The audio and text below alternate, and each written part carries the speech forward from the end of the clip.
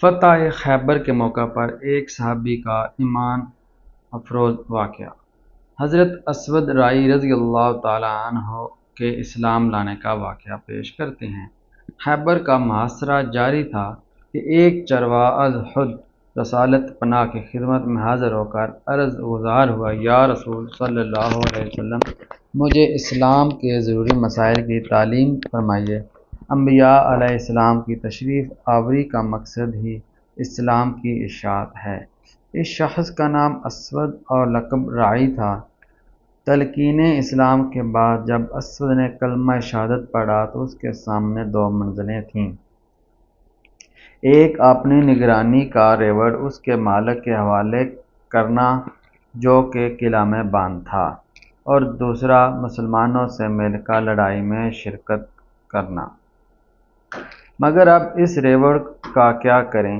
بکریوں کا مالک قلعے میں بند بیٹھا تھا۔ یہ مالک یہودی تھا اور خیبر میں صرف یہودی آباد تھے۔ رسول اللہ صلی اللہ علیہ وآلہ وسلم نے اسود سے فرمایا، اپنی بکریاں جہاں سے ہانک لائے ہو اس سمت ان کا رخ پھیر دو اور خود بخود اپنے باڑے میں پہنچ جائیں گی۔ اسود نے اس پر اتنا اور اضافہ کیا کہ مٹھی میں کچھ کنکریاں لیں اور ریوڑ پر پھینکتے ہوئے کہا، اب میں تمہاری چوپانی نہیں کر سکتا، اپنے مالک کے پاس چلی جاؤ۔ دیکھتے ہی دیکھتے بکریاں قلعے کی دیوار کے نیچے پہنچ گئیں جہاں ان کا باڑا تھا۔ اسود امانت سے سبق دوش ہوتے ہی مسلمانوں کی صفوں میں شامل ہو گئے۔ دوستوں، ایسی مزید سٹوریز کے لیے میرے چینل کو سبسکرائب کریں اور ویڈیو کو لائک کریں۔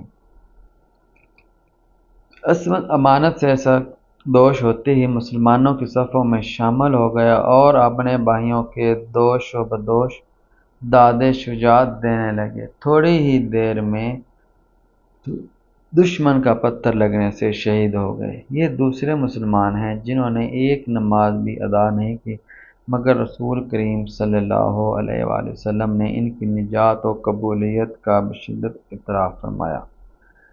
تفصیل اس جمال کی یہ ہے کہ رسول صلی اللہ علیہ وآلہ وسلم کے سامنے جب اسود کی لاش رکھی گئی تو آپ نے شرم و حیا کی حالت میں منہ دوسری طرف کر لیا، اور کچھ لمحہ کے بعد جب لاش کی طرف متوجہ ہوئے تو صحابہ کرام نے عرض کیا، یا حضرت محمد صلی اللہ علیہ وسلم، منہ پھیر لینے کا کیا سبب تھا؟ آپ کو اسود کی لاش سے کیوں حیا آئی؟ رسول اللہ صلی اللہ علیہ وآلہ وسلم اس وقت اسود کی لاش کے ساتھ دو حور العین ان کی منکوحہ بیویوں کے بدل میں موجود تھیں، اس لیے منہ دوسری طرف فرما لیا۔